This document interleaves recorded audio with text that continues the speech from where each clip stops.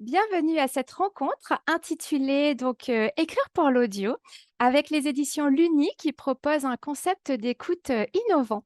Je suis en compagnie de Anne-Gaëlle Balp, l'autrice de Néfertoutou et Tout en chaton, de Tristan Pichard, l'auteur de 2 saisons de La famille Magicus, et de Adrien Thomas, l'auteur de L'auberge du coffre noir. Ces 3 auteurs ont chacun écrit des histoires, donc soit pour la Fabrique à Histoire, que l'on va vous montrer tout de suite à l'écran, ou pour Flamme, un tout nouveau concept et un appareil lancé il y a 3 semaines. La différence entre les deux, la tranche d'âge des enfants. Alors, très chère Angèle et Tristan et Adrien, pourriez-vous vous présenter en 2 mots, Alors bonjour, s'il on vous va faire plaît? dans l'ordre du coup. Donc je suis Anne-Gaëlle Balp, je suis, autrice, jeunesse, depuis, à peu près 10 ans. Voilà, jusqu'à présent, j'avais surtout publié des livres, papier, mais pour toute tranche d'âge, de l'album pour le petit jusqu'au roman ado. Ok. Tristan? C'est mon tour du coup. Oui. Alors moi je suis auteur depuis une dizaine d'années aussi. J'ai écrit beaucoup pour le papier évidemment. J'ai fait du théâtre aussi, de la bande dessinée, voilà. Et donc ça fait maintenant 2 ans et demi que je travaille avec l'Uni. J'ai fait 2 saisons chez eux d'histoire audio et c'est un vrai plaisir. Merci. Adrien? Bonjour, moi je suis Adrien Thomas, je suis auteur depuis une douzaine d'années. J'ai écrit essentiellement du papier, de l'imaginaire jeunesse et adulte, et c'était ma toute première expérience avec l'Uni cette année pour créer l'Auberge du Coffre Nord. Du coup, vous avez chacun une très belle bibliographie jeunesse. Quelle a été votre première réaction quand les éditions Luni vous ont contacté pour vous proposer un projet audio interactif? Et est-ce que vous connaissiez déjà ce support? Adrien, si vous voulez enchaîner. Allez, j'enchaîne. Alors moi j'avoue que ma toute première réaction c'est oh là là mon Dieu, j'ai pas le temps. Euh, et en fait le projet m'a paru original et différent de ce que je faisais et je me suis dit que c'était une chouette expérience, donc j'ai fait de la place dans mon planning pour quand même le faire. On s'est arrangé avec mon éditrice pour gérer ça. Et je connaissais l'Uni d'assez loin. J'ai une petite nièce qui avait 3 ans à l'époque et qui connaissait déjà la Fabrique à Histoire, qui adorait ça. Et donc, du coup, je me suis dit que je gagnerais des points en tant que tonton si j'écrivais pour l'Uni par la suite. Voilà. Et bravo pour avoir trouvé du temps dans votre planning parce que votre histoire de pirate est top. Voilà. Merci. Tristan? Alors moi je connaissais déjà bien l'Uni parce que j'ai 2 petites filles qui possédaient déjà une Uni chacune. Donc je savais à quel point ça fonctionnait bien. Un peu comme Adrien, je me suis dit que j'allais gagner des points auprès d'elles. Maintenant elles sont fans des Magicus, elles connaissent par cœur. Et j'avais jamais écrit pour l'audio, mais j'ai déjà fait un peu de théâtre. Voilà, j'avais déjà l'habitude d'écrire des histoires, pas pour du papier. Et moi alors, moi mes enfants sont plus grands et donc et je n'ai et mes nièces aussi et donc je ne connaissais absolument pas l'Uni et donc j'ai découvert, avec grand plaisir et j'ai trouvé que c'était vraiment, des projets, de grande qualité donc ça m'a tout de suite plu, cette idée-là et surtout que justement j'avais envie de diversifier un petit peu mon écriture et j'aime bien tester différentes, choses et donc là, l'audio, bah, c'était la première fois qu'on m'a donné l'opportunité, donc ça m'a tout de suite, voilà, tout de suite beaucoup excité cette idée-là de d'écrire, pour l'Uni. Une sorte de défi à relever, Anne-Gaëlle. C'est ça. Et chacun, tous les trois, c'est quoi votre rapport à l'audio dans votre vie personnelle? Est-ce que vous êtes fan de podcasts, friand de livres lus? Est-ce que vous êtes fidèle à des émissions de radio? Moi, j'écoute pas mal de podcasts, effectivement et de radio, de façon générale depuis longtemps. Voilà, les classiques, hein, France Inter, France Culture, FIP, ce genre de choses. Après pour, voilà, les podcasts, c'est vrai que c'est quelque chose que j'apprécie. Je suis très curieuse et donc ça me permet de découvrir, plein de choses sur plein de sujets différents, donc j'adore ça. Alors moi, j'avoue que je suis assez fidèle aux livres, les podcasts, j'en ai écouté, mais pas énormément. Par contre, je pratique beaucoup la lecture à voix haute. avec ma compagne, on se lit des livres, toujours. On a lu des dizaines comme ça. Et c'est vrai que le fait de se faire lire une histoire ou de la lire à quelqu'un, c'est vraiment quelque chose qu'on apprécie beaucoup. Ça permet d'entrer dans le livre à deux en même temps, de vivre les choses en même temps, de pouvoir en discuter. C'est vraiment quelque chose que j'apprécie particulièrement. Et les livres audio, c'est aussi quelque chose que je pratique depuis longtemps, surtout en voiture. Pour les longs voyages, c'est quand même parfait. Donc ça fait vraiment longtemps que j'ai un rapport avec l'audio. Adepte. Ouais. Voilà. Adrien? Alors moi de mon côté, je fais un peu figure de déception. J'ai pas du tout un très bon rapport avec l'audio. J'écoute pas du tout de podcast, ni d'émissions de radio. En fait, ça me file une sorte de stress. J'ai l'impression d'être au restaurant, en train d'écouter la table de derrière en train de parler. Et j'aime pas du tout le sentiment d'écouter sans pouvoir intervenir ou de dire si je suis d'accord ou pas. Enfin voilà, donc le podcast, ça me perturbe beaucoup. Même principe pour les émissions de radio et j'écoute pas du tout de livres lus. Je suis très branché lecture dans ma tête. Donc j'avoue qu'en dehors de la musique, l'audio, c'est pas un média que j'utilise particulièrement. Du coup, c'était une chouette expérience C'est ça, puisque c'est l'occasion de changer. et du coup, maintenant, on va rentrer dans les coulisses de la création de vos histoires respectives. Du coup, on écoute vos histoires ou les histoires de la Fabrique à Histoire ou de Flamme, on se rend compte que les voix, les bruitages, l'ambiance sonore a une grande, grande importance. Et on imagine, en tant que lecteur, enfin, en tant que lecteur audio, on imagine comme l'écriture d'un scénario agrémenté de sons. Est-ce que vous partagez chacun ce ressenti et quelle différence avez-vous trouvé entre l'écriture d'un livre traditionnel et l'écriture d'une histoire pour l'Uni?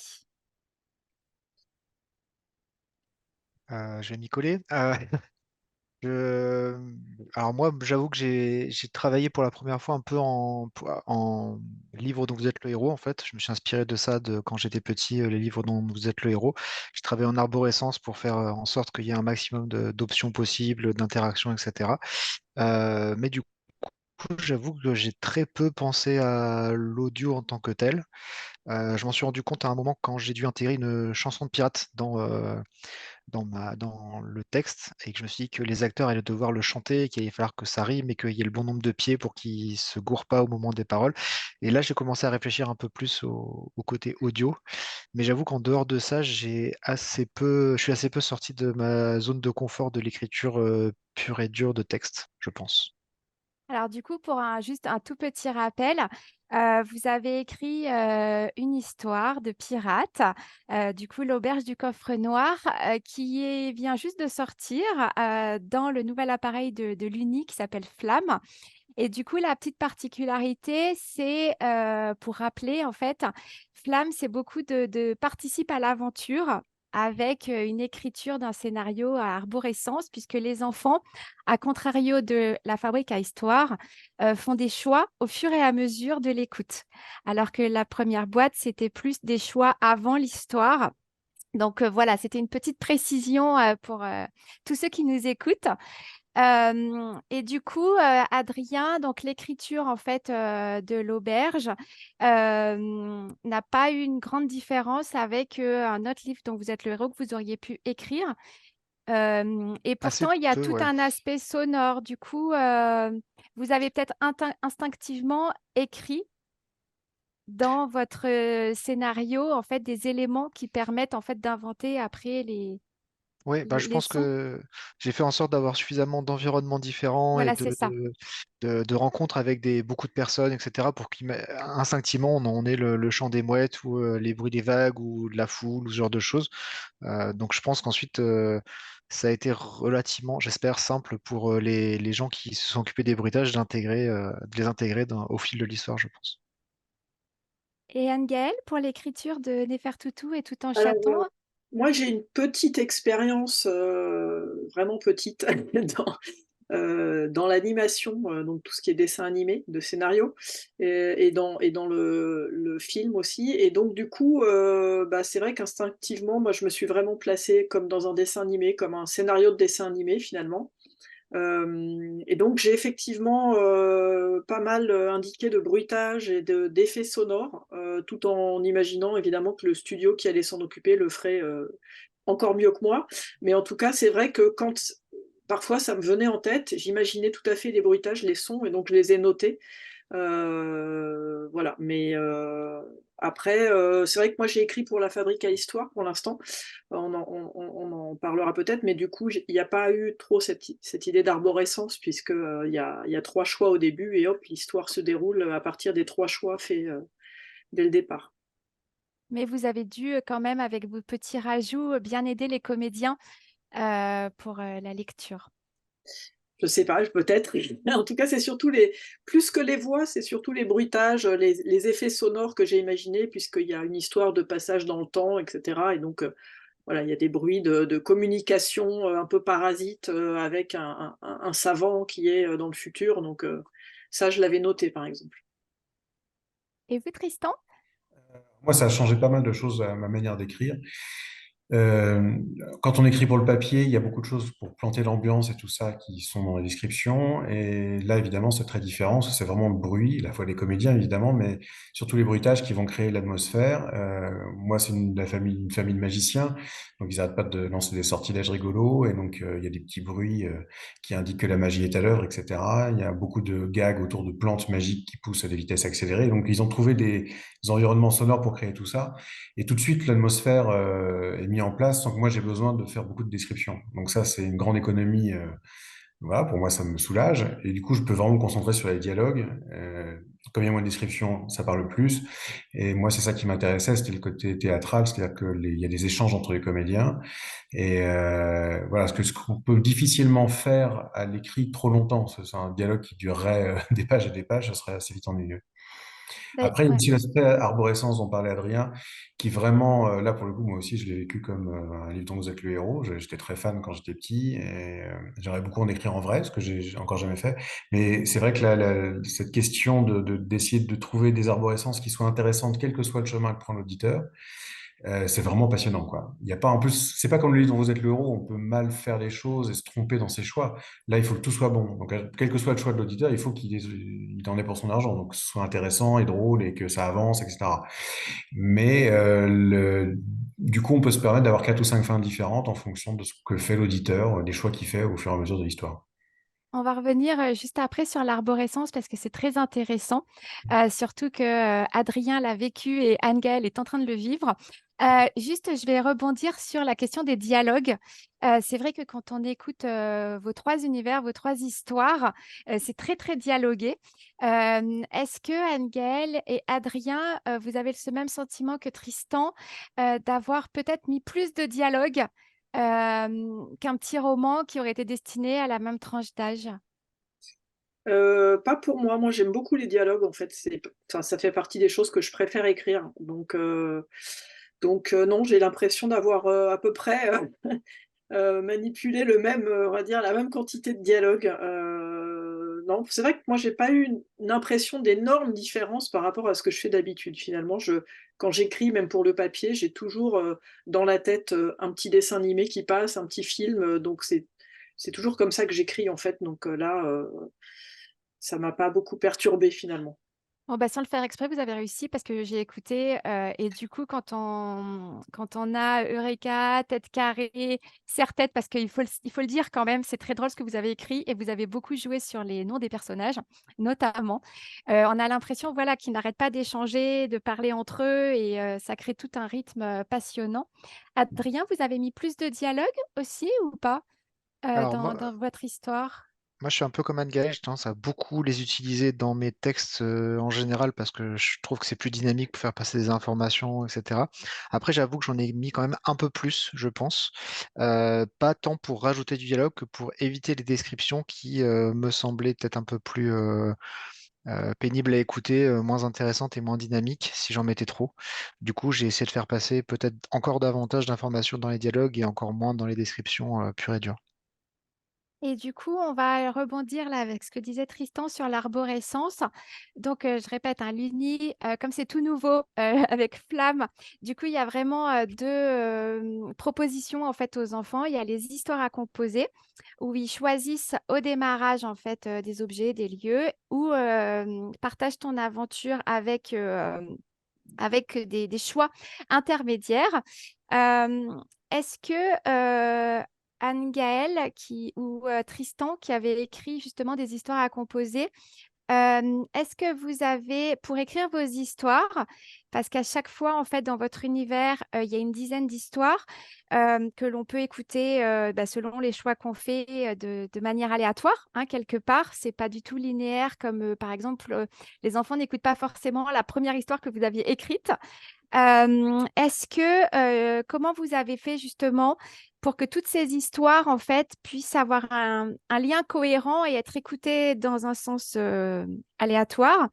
Et est-ce que vous avez tenu une importance justement au choix de départ? Est-ce que vous avez dit, je vais choisir des choses sur les goûts des enfants, dans l'air du temps? Est-ce que je vais faire des choix un peu différents? Comment vous avez fait pour Néfertoutou et Magicus? Alors moi, j'ai écrit 12 histoires. Donc il y a au départ un choix de lieu, un choix de méchant et un choix d'objet. Et donc ça fait 3 fois 4 en fait, donc ça fait 12 histoires.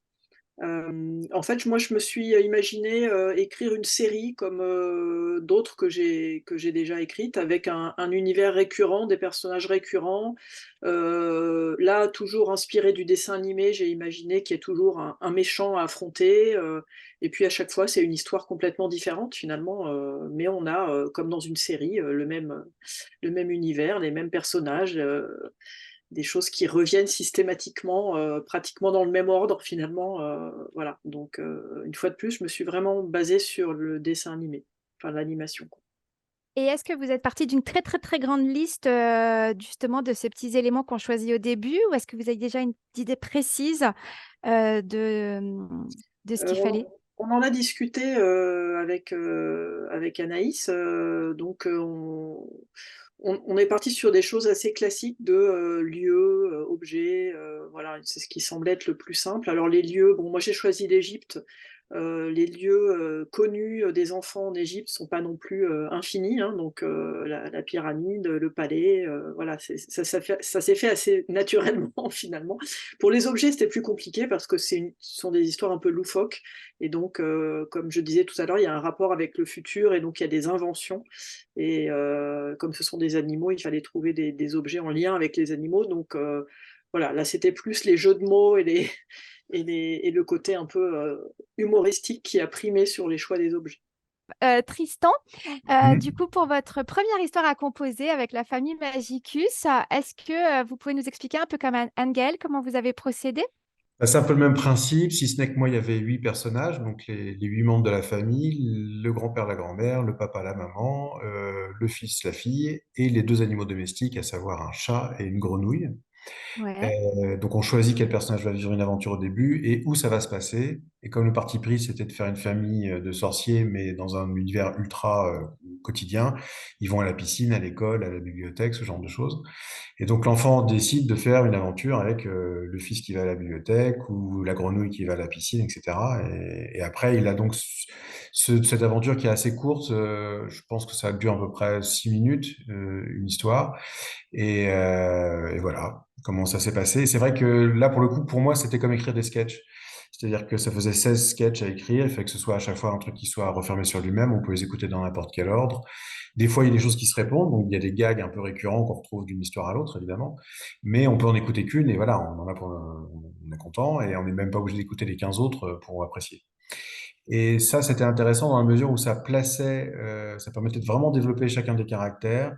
Et on voulait qu'il n'y ait aucun personnage qui domine les autres. Donc on entend autant la grand-mère que la petite fille, que la maman, etc. Et ce qui était très bien pour moi pour la deuxième saison, qui là est une histoire, on va en parler, plus longue, où en fait tous les personnages sont déjà bien campés, sont déjà connus des auditeurs, et ça permettait vraiment de jouer à plein sur la caractérisation pour raconter une histoire avec voilà, un peu plus de souffle. Et du coup, ce qui est bien, c'est que le deuxième volet, donc, qui est disponible en fait sur Flamme, Mm. puisqu'autant les premières familles Magicus, c'est une histoire à composer, le deuxième, c'est participe à l'aventure. Ce qui est bien, c'est que ça peut être aussi bien écouté quelque part par des fans que par des enfants qui ne connaissent pas Oui, du bien tout sûr. Même si on la n'a pas lu famille la première saison, Magicus. si on n'a pas lu écouter la première saison, on peut quand même écouter la seconde, on comprendra tout. Évidemment, si on a entendu la première, il y a des petits clins d'œil, il y a des gags récurrents, etc., qu'on va perdre si on ne connaît pas le début, quoi. Mais on va quand même tout comprendre, on ne sera pas perdu. Et puis, c'était une manière aussi d'accompagner les enfants, c'est-à-dire qu'en gros, on a 6 7 ans quand on arrête la fabrique à histoire. Et voilà, ils ont un an, un et demi de plus par rapport la sortie de la saison 1. Et voilà, ils ont grandi, ils découvrent la flamme. Et c'est les mêmes personnages, mais dans un environnement un peu plus complexe, avec donc des choix en cours de route. Et même aussi au niveau du ton, quelque chose d'un petit peu plus compliqué dans l'humour, d'un peu plus subtil, on va dire. Ouais. Et ce que vous m'aviez dit un petit peu quand on a préparé le webinaire, que ce soit Adrien ou vous, en fait, c'est vraiment la différence au niveau de l'écriture que dans l'histoire à composer, comme vous l'avez dit, c'est X histoire, un peu Mhm. indépendante et raccrochée quand même. Tandis que Aventure sur mesure dans Fabrique ton Participe à l'aventure, c'était plus comme une grande intrigue, une grande histoire justement avec l'arborescence, mais que c'était plus comme une grande histoire. C'est ça, dans Oui, l'écriture. c'est-à-dire que quand on écoute la saison 2, en fonction des choix qu'on fait, notre histoire va durer entre 30 minutes et 45 minutes. Et donc voilà. Après, évidemment, en tout, je crois que ça fait 3h30 d'écoute. Si on écoute toutes les versions possibles, si on fait vraiment toute l'arborescence, ça peut être 3h30 d'écoute. Mais évidemment, quand on écoute une histoire, enfin, quand on fait un chemin dans l'arborescence, ça fait à peu près 3 quarts d'heure. Et ce qui diffère vraiment grandement d'une histoire Ouais, qui fait 6 minutes, comme c'était le cas dans la saison 1. ouais. Et Adrien, du coup, vous avez commencé direct avec la nouveauté Flamme. Du coup, quand on vous a sollicité pour l'Uni, bah, c'était vraiment un projet dans les coulisses. Flamme n'existait pas. Comment vous avez commencé en fait l'écriture? Donc, vous saviez que vous deviez faire un participe l'aventure. Vous avez choisi votre sujet, Adrien. Mais voilà, sans connaître un petit peu l'appareil vraiment et sans l'avoir dans les mains, est-ce que ça vous a fait une sorte de petite frayeur? Est-ce que vous avez plongé dans le grand bain avec juste une fiche un peu technique de la part de l'Uni? En fait, non, j'ai été accompagné par l'Uni pendant quasiment tout le long du projet. Mon éditrice, Anne-Sophie, notamment, était toujours là pour répondre à mes questions sur comment ça allait se passer, ce que j'avais le droit de faire, ce qui était possible ou non techniquement, comment je devais organiser la prise de décision, les différents choix, si je pouvais ou non faire des systèmes de comptage de points, par exemple, pour obtenir ou pas tel ou tel résultat, etc. Donc, elle m'a pas mal accompagné et ça m'a permis de déstresser sur le fait qu'effectivement, je connaissais pas du tout la machine, que j'aurais pas pu y toucher avant la sortie du roman, vu que c'était vraiment pour démarrer. Donc, heureusement que j'ai bien été accompagné parce que sinon, j'aurais paniqué. J'ai même eu une réunion avec une technicienne qui était là pour me donner quelques pistes aussi sur l'aspect technique de la machine et ce que je pouvais ou non faire, quoi. Ouais, parce que comme pour petit rappel, du coup, la fabrique à histoire, ça fonctionne avec des molettes. Et du coup, les choix pour les enfants dans les histoires à composer, c'est audio. Et autant Flamme, en fait, c'est avec un petit écran. Et du coup, l'enfant visualise en fait la liste des chapitres, l'inventaire. Voilà, c'était la petite particularité de ce lancement d'écriture. Et vous avez inventé, en fait, dans votre histoire, des petites choses en plus, parce qu'il y a 3 univers à parcourir.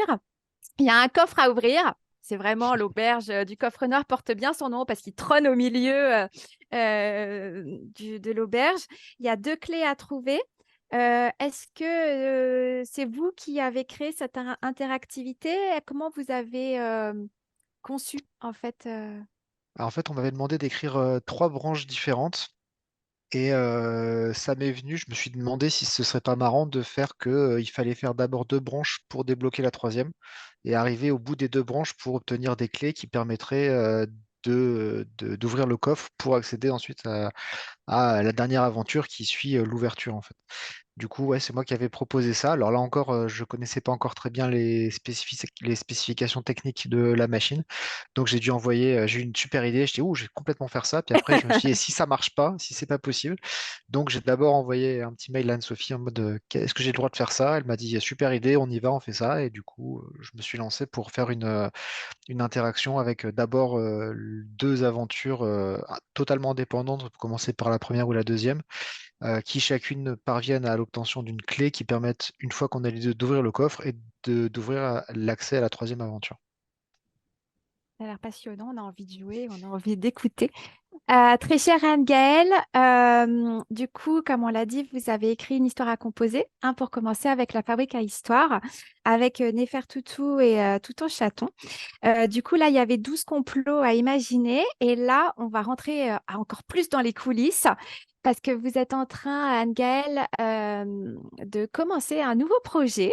Vous aussi, vous allez être dans la flamme. Est-ce que vous pouvez nous raconter un petit peu les coulisses et quelle est votre méthodologie? Vous en êtes? Quelles sont les différences entre eux, justement, là, vous vivez la chose, vraiment la différence entre histoire à composer et l'écriture d'un participe à l'aventure. Alors, je crois que les différences, là, on a à peu près compris, c'est cette Ouais, histoire ouais, de ouais. alors moi, j'ai déjà écrit 3 livres dont vous êtes le héros. J'étais aussi, moi aussi, une grande lectrice de ces livres-là quand j'étais ado. Et donc, j'ai repris le principe des livres voilà, d'origine pour les adapter aux plus jeunes, mais on retrouve vraiment la même interaction avec les objets, les points de vie, les G2D, etc. Et donc, c'est un petit peu aussi pour ça que j'ai été mise en contact avec les éditions Luni, parce que bah, ils savaient que j'avais cette expérience déjà de l'arborescence. Alors ça m'a pas beaucoup servi effectivement pour la fabrique à histoire, puisque c'était très réduit le nombre de choix.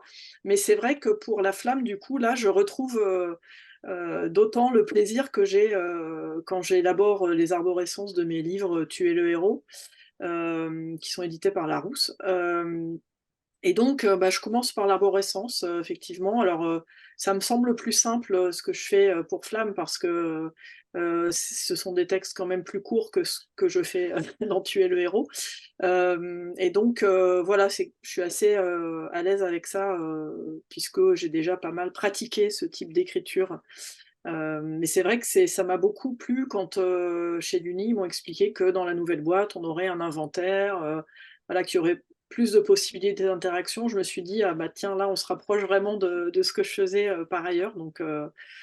Donc oui, j'aime beaucoup cette phase d'élaboration de l'arborescence, en fait. C'est quelque chose, qui me plaît, dans les Tu es le héros que j'écris et donc là, forcément, je m'y retrouve aussi.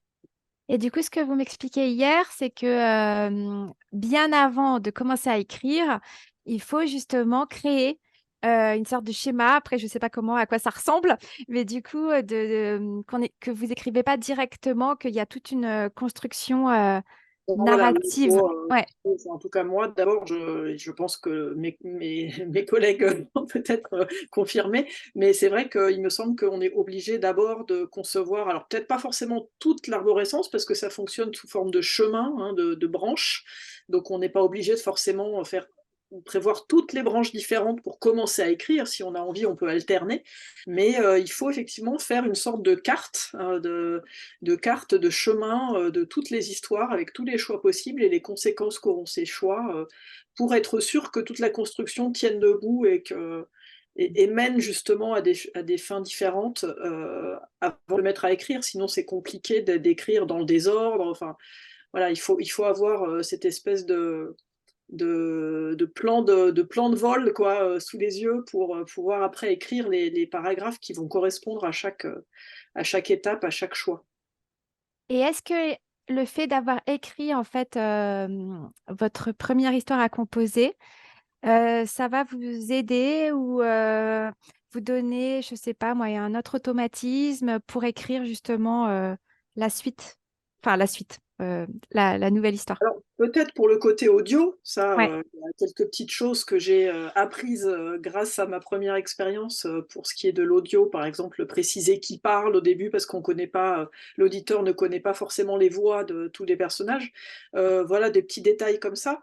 Mais après, pour ce qui est à proprement parler de l'écriture, pas forcément parce que c'est vraiment pour moi très différent. C'est-à-dire que là, d'un côté, pour moi, on a une série de 12 histoires et de l'autre côté, on a vraiment un mini tu es le héros ou aventure dont vous êtes le héros avec ce système d'arborescence. Donc pour moi, du point de vue de la structure et de l'écriture, c'est assez différent. Voilà, l'une et l'autre sont quand même. J'aurais du mal à vraiment comparer, quoi. Ok. Et j'ai appris hier, grâce à Tristan, que quand l'enfant écoute, au fur et à mesure en fait qu'il écoute plusieurs histoires ou qu'il fait des choix ou voilà, il a le droit à des bonus audio. Est-ce que c'est quelque chose qui vous a amusé tous les trois? Est-ce que vous avez écrit de manière différente? Est-ce que comment ça s'est passé ou vous les avez complètement intégrés à l'histoire? Alors moi j'ai découvert ça, c'est un peu comme le principe du coffre noir d'Adrien, c'est-à-dire que si on réussit bien toutes les branches, on a le droit à un petit bonus. Alors, sauf que moi c'est pas dit dans l'histoire, l'enfant sait pas qu'il y a des bonus à découvrir, c'est un peu des easter eggs comme on dit. Et donc voilà, si on a vraiment tout exploré, on se retrouve avec une petite set bonus, plutôt vraiment très humoristique, qui fait pas du tout avancer l'intrigue, qui est vraiment un dialogue rigolo entre deux personnages. Et quand on a réussi à accumuler 3 bonus, on a un super bonus, qui est une fin alternative en fait, qu'on peut pas atteindre autrement. Et il y avait même un super bonus que j'avais très envie de faire. Et il y a eu un problème technique, c'est-à-dire que les techniciens n'ont pas trouvé la solution pour l'intégrer, alors que ça a été enregistré. Et donc ce super bonus, il n'existe à l'heure actuelle que sur l'ordinateur de l'éditrice, Mathilde, et sur le mien. Donc voilà, donc si quelqu'un veut entendre le super bonus, il faut déjà qu'il ait réussi à avoir tous les autres bonus avant et qu'il vienne chez moi me cambrioler pour valider le vrai. Non, mais c'est intéressant justement que vous ayez imaginé quelque chose et que voilà, il y a des contraintes quand même techniques qui peuvent apporter un petit plus ou qui peuvent un petit peu changer la donne pour le Ce qui est rendu. sûr, c'est qu'on découvre, en fait, là, la flamme, c'est vraiment tout nouveau. C'est un médium qui n'existait pas, qui ouvre des possibilités absolument incroyables. On est vraiment qu'au balbutiement. Enfin, quand on m'expliquait comment ça fonctionnait, et toutes les contraintes techniques, qu'ils arrivaient à lever au fur et à mesure, je proposais des choses, ils disaient, ah, je sais pas, ça va être possible. Et puis 15 jours après, bah, si on a demandé aux techniciens, ils ont trouvé une solution. Enfin, on voit bien qu'il y a un truc vraiment qui a un gros potentiel. Je pense que c'est vraiment un à se développer et qu'il y a encore plein de choses à explorer dans ce sens-là. Et c'est intéressant de travailler avec ça. Vraiment, c'est une nouvelle manière de faire les choses.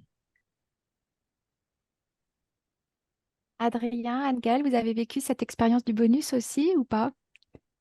Alors moi non, pas encore, parce que j'en suis vraiment qu'au tout début du projet, j'en suis encore à élaborer l'arborescence, c'est pas tout fini, donc pour l'instant, voilà, je peux pas, pas trop parler de ça. Et là, je vais vous poser une question. Alors, ça va peut-être vous surprendre. C'est par rapport à vos écrits en livre.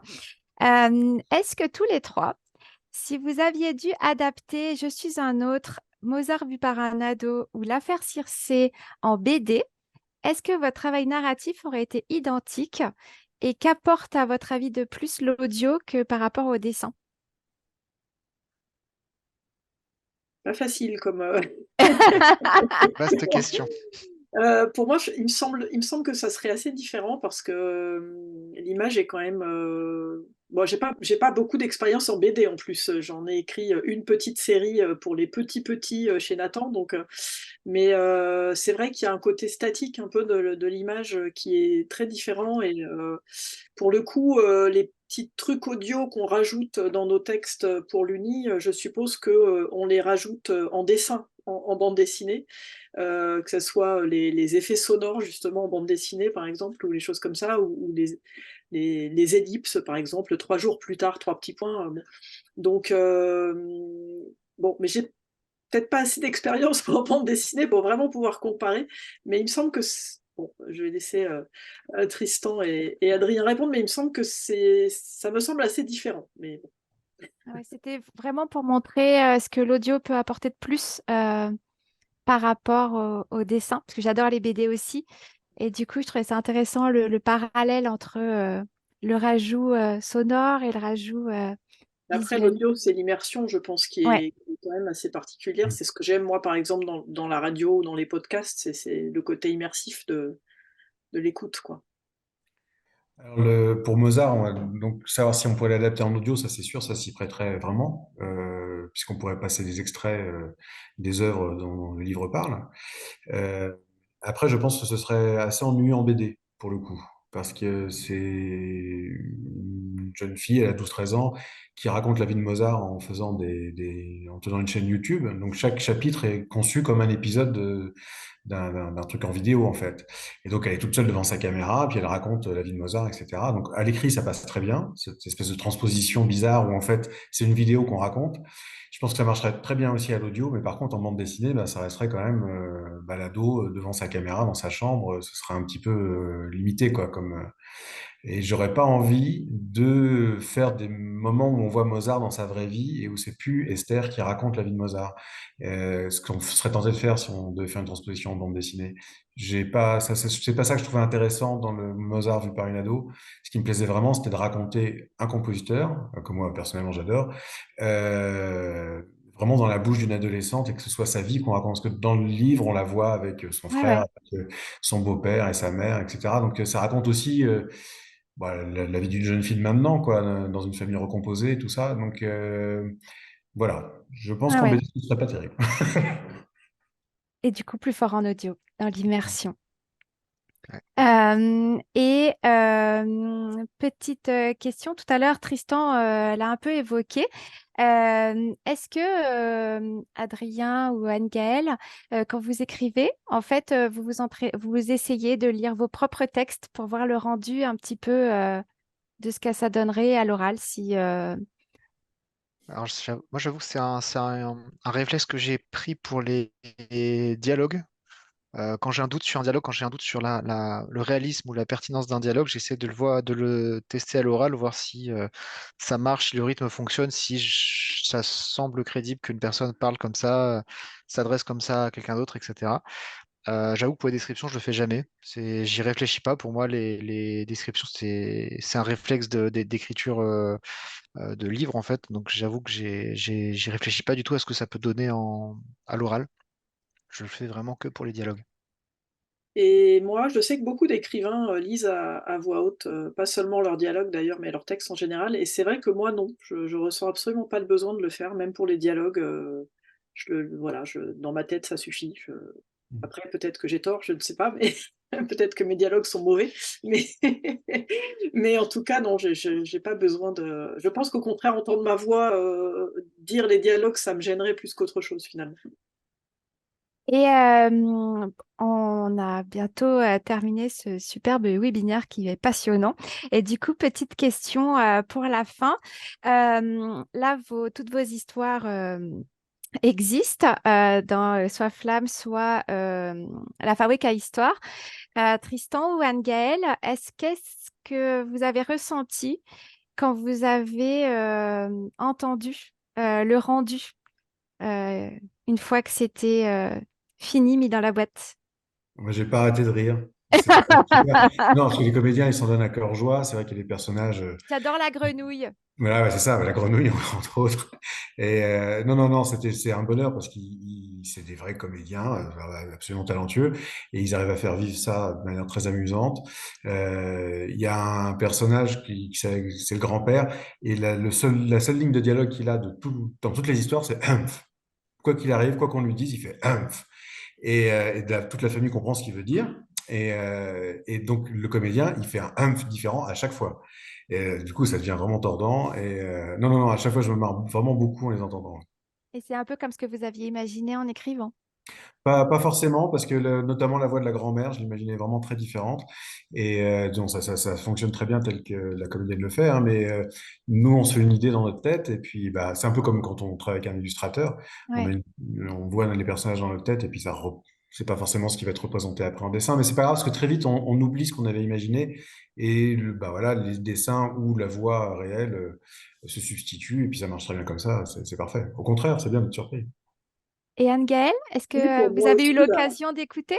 Oui, oui, bien sûr, ah bah, tout, j'ai tout écouté et c'est effectivement un très grand bonheur et enfin, c'est franchement formidable. C'est très, très bien fait en plus, les voix sont extraordinaires, les bruitages, enfin tout, c'est, Moi, moi j'adore tout quand ça grésille, là, quand ils sont en contact avec Eureka, que ça ouais, là, ça donne une vie tout de suite, à l'histoire, au texte, qui est fabuleuse. C'est vrai que c'est un peu le même plaisir qu'on a quand on écrit des albums et qu'on découvre, et qu'on les reçoit dans la une boîte à lettres. illustration quoi. Ouais. C'est, voilà, c'est mais sauf que là, pour moi, c'était la première fois l'audio donc ça a été d'autant plus magique. Non, non, vraiment, c'est assez magique, voilà, c'est le mot que j'ai envie d'employer.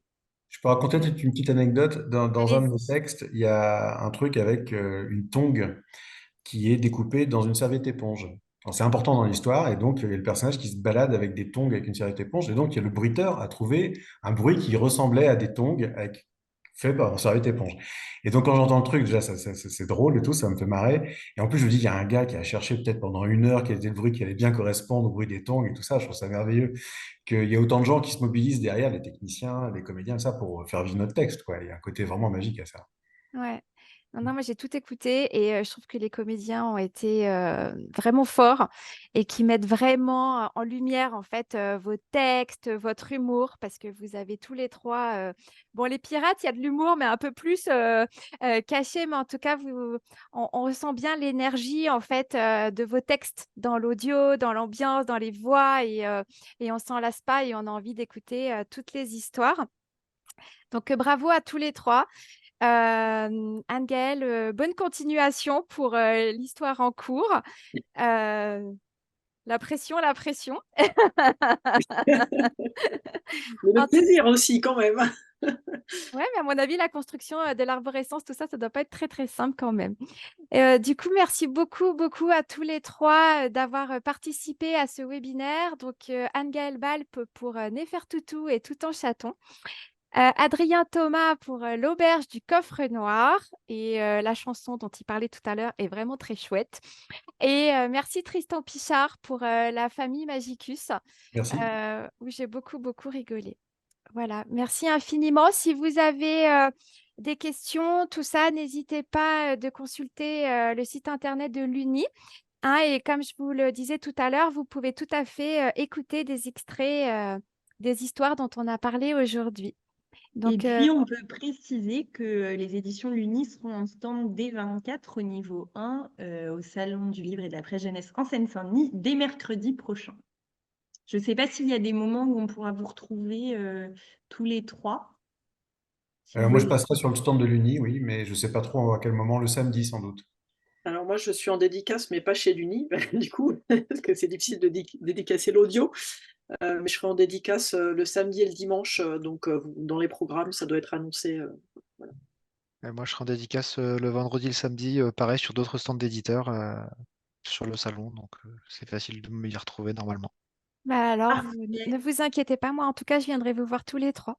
Voilà. C'est gentil. Et on espère beaucoup de queues devant vous et beaucoup de belles discussions avec les enfants. Merci beaucoup. Merci Merci à à toutes et vous. à Au tous. revoir. Très Au bonne revoir. fin de Merci. semaine et à mercredi. Merci à tous. Merci, au revoir.